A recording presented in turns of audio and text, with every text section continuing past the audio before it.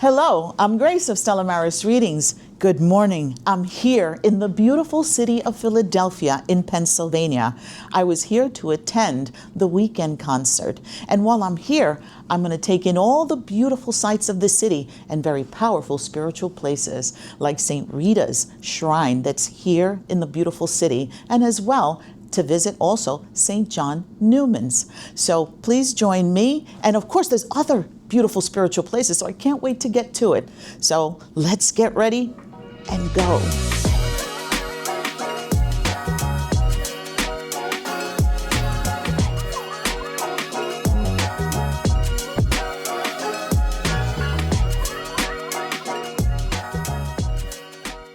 First, we're going to have some lunch before we get the day started. So I'm here in Philly, in the beautiful streets of Philly, and I'm starving.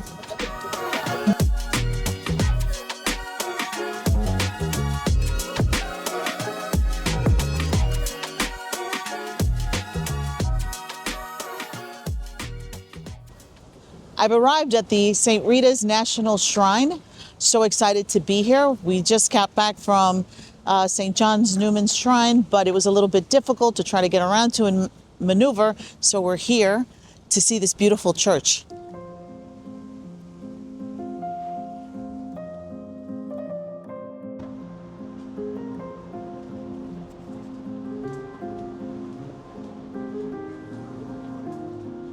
Wow, how beautiful. A beautiful statue of Our Lady of Guadalupe. She adorns this beautiful courtyard. She's made out of bronze. And Our Lady of Guadalupe is the patron saint of Mexico. She is the mother of the universe. Now let's take a look and go inside of the church to see St. Rita. I hear that this shrine is spectacular, and I can't wait to get in and share it. Look at how beautiful. Just the entrance alone with the baptismal font. And here, this is extraordinary. It's the authentic religious habit which was born by the incorrupted body of St. Rita herself. And you could see how petite she was, how delicate, and the little feet. What a beautiful, beautiful habit, religious outfit. How gorgeous, and that it belonged to her. This is just like, this is like winning the lottery to see this.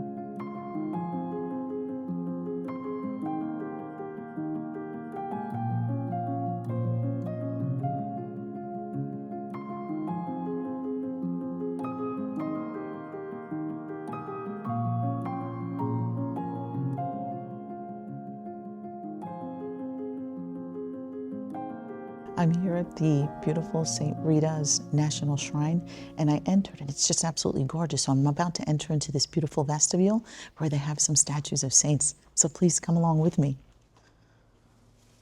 St. Michael here, protecting the entranceway and decorating this whole space with this powerful, beautiful protective energy.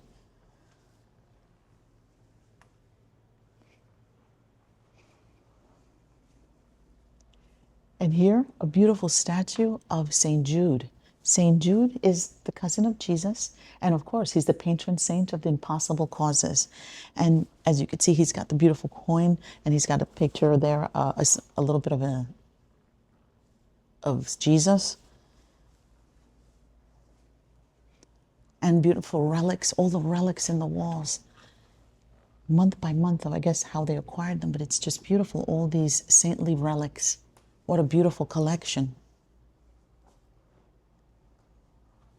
And then a gorgeous statue of St. Frances Cabrini, Mother Cabrini, the patron saint of immigrants, and Padre Pio. Look at him, how beautiful. And somebody put their petition between his fingers. That's how powerful he is known to be, that he is powerful to accept all our petitions. People write it out. They either put it around him, but it's wonderful. Somebody put it between his fingers. More beautiful relics. What an extensive and beautiful collection. And relics are little pieces, whether they be material or parts of things that were very dear, near and dear to the saints, that are put in little pieces, and they are put behind glass and put in a protective way so they don't disintegrate. What a beautiful collection. St. Anthony, my best friend, St. Anthony. I love St. Anthony. St. Anthony of Padua, remember, the patron saint of everything you feel that you've lost. He helps you find, from your keys to your purpose in life, to healing, to happiness. He is wonderful. He is a miracle worker. I truly, truly believe in St. Anthony. Another petition on his fingers. And yes, another petition. And this is Jesus and his lilies, which represent his pureness and innocence. And St. Lucy. Look at this. Before we go to St. Lucy, look at all the beautiful relics that they have. This is an excellent, beautiful collection. And now St. Lucy. St. Lucy is the patron saint of eyes and all illnesses of eyes. She was a martyr and very vociferous in being a follower of Jesus. So she was a martyr. They gouged her eyes out. So you could always see her. She carries a little plate with her eyes. And this is Mother Mary, Mother of Good Counsel. Mother Mary, and again, she also has petitions between her little fingers. Do you see that petitioning and really writing your prayers and the things that you hold dear are very, very powerful? Mother Mary does hear, all the saints hear your prayers and your petitions. So go and write your petitions, bring them to church, bring them to a place where you feel that the universe is listening. So they can manifest, they can come into fruition. So there's Mother Mary. She is the universal mother of humanity and all of existence. And of course, because she's the mother of Jesus, divinely created by God for the purpose of being the mother of Jesus. And here is the beautiful Saint Teresa of the Little Flower. They call her Saint Teresa of Lisieux because she's from France. And again, she is the patron saint of little miracles, from anything small to big. This is about really celebrating all the good things and the blessings that God gives us all. And every single day, from waking up to just having a hug from the person that you love, those are all miracles. Everything that fills our hearts during the day is a miracle. Face life working with your heart chakra, giving everything that you can with the best and highest way with your heart. And oh my goodness, St. Rocco. St. Rocco. Remember the story? I took you to the Feast of St. Rocco in Little Italy, and which should probably be coming up soon again, I think. I got to double check that. But St. Rocco is the patron saint against communicative diseases, communicable diseases. Remember, he lived during the time of the plague, and he himself did a sabbatical, not like a pilgrimage to Italy during that time. And he worked as a nurse, nursing all the ill people that were dying. And he made several miracles there too. And he also contracted the plague. And he went out to these out of city parts, and the dogs would bring him bread to heal him and to feed him and sustain him. And he got through the plague. He survived the plague. So he's very, very powerful. So anything having to do with COVID, diseases, anything that spreads, he is your powerful saint as an intercessor. And again, here, some more relics, and they're just so elaborate how they are put behind glass, and they're just adorned beautifully and gracefully. Oh, and here's St. Martin de Porres. St. Martin de Porres holds a very special place in my family. It was my brother who died when he was 11, his favorite saint. And he would always bring St. Martin to my mother when she was sick or my dad was sick. He says, St. Martin's going to heal you.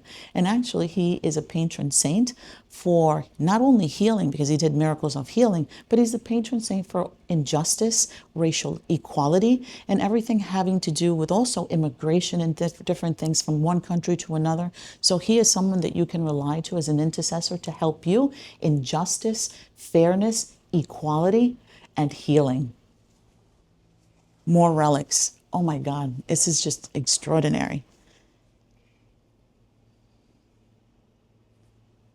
And here they have St. Maria Goretti, patron of mercy. And she's beautiful because she was very, very young. She's a young saint.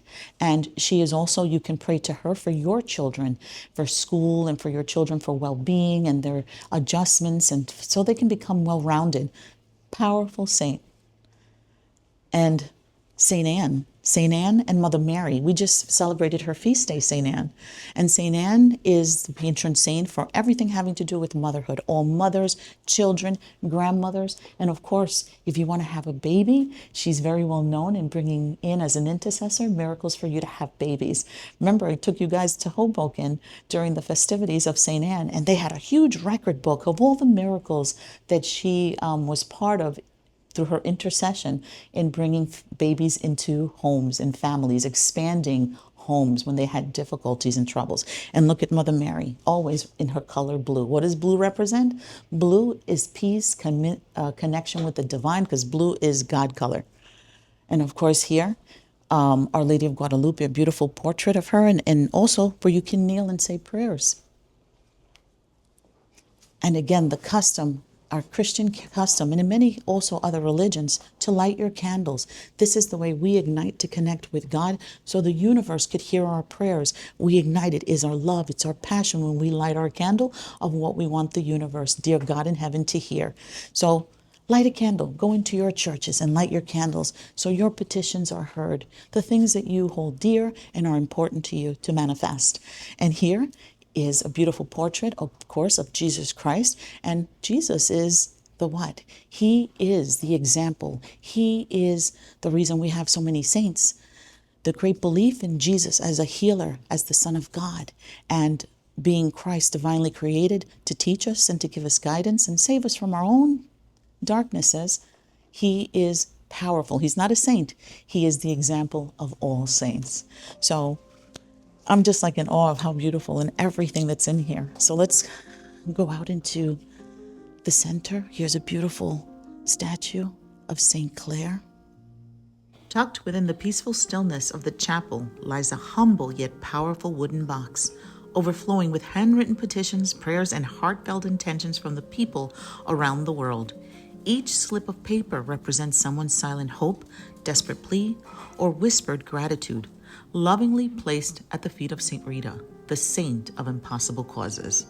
This box of intentions rests in the chapel and remains in sacred presence, surrounded by her statues, relics, and the faithful. As masses and prayers are offered in the chapel daily, every intention placed within the box is spiritually lifted, woven into the very fabric of prayer that fills the sanctuary. It's a quiet reminder that no prayer is forgotten, no voice unheard. Now I'm entering the center of this beautiful shrine, and it's adorned with many saints in an octagonal shape. So let's take a tour and see what we can see, what's here. Here are some relics from the Blessed Maria Teresa Facci, and also a space where you can pray and light your candles for your petitions. Beautiful. She's good and she's wonderful as an intercessor. Everything having to do with communication, community, education.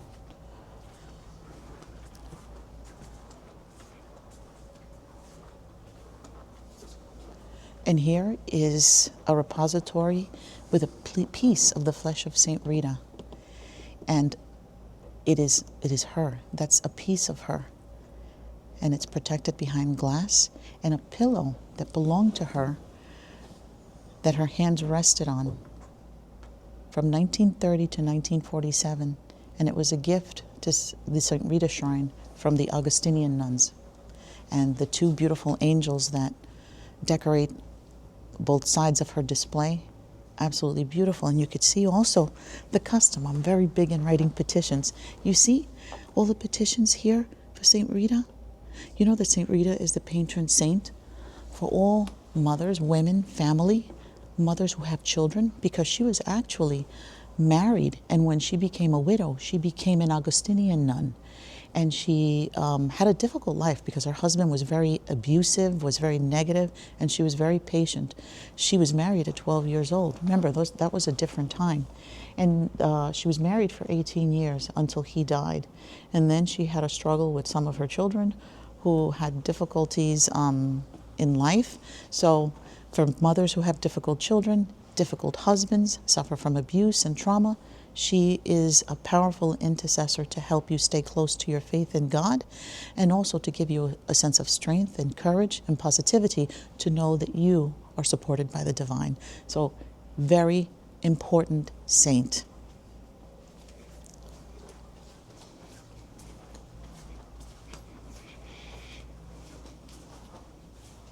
And this is St. Nicholas of Tolentine. He was born in 1245 in the marshes of Italy.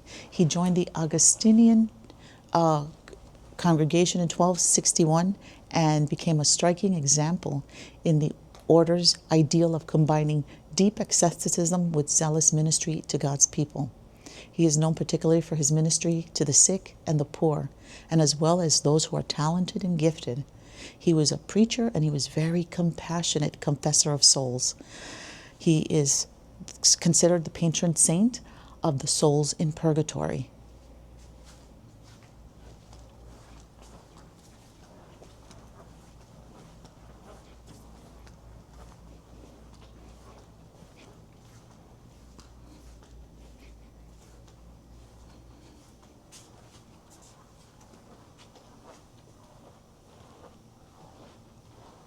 And this is St. Augustine. St. Augustine was born in 354 in North Africa. He was endowed with a lot of intelligence and knowledge. He was extremely powerful in his energy and very kind. And it wasn't until the age of 33 that he became a Christian. He went from a life of a lot of chaos into a life of a monastery, like being in the monastery. So he was into prayer and very powerful. He's considered very, very intelligent and a doctor, one of the four greatest doctors of the church. His feast day is August 28th.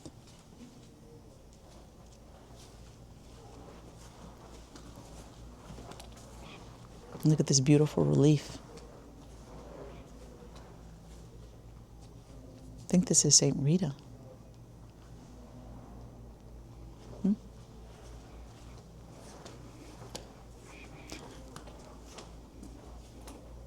And St. John the Baptist. So you know who St. John the Baptist is. He's the forerunner before Jesus. He's the one that paved the way for Jesus' ministry. And you could see him. His nickname was the Wild Man, and because he would wear the fur, and he was into being alone in the woods and by himself. He was very much into his prayers and really focused on creating that helping create that ministry for Jesus to occupy and to expand and to grow. His feast day is June 24th, and his birthday is August 29th. All right, everyone. Thank you very much for joining me in this beautiful, beautiful visit to the shrine, to the National Shrine of St. Rita. It's been a pleasure. Don't forget to say your prayers and let it manifest to success. Amen. Hello, I'm Grace of Stella Maris Readings, and I'm here in the beautiful city of Philadelphia at the Basilica of St. Peter and Paul.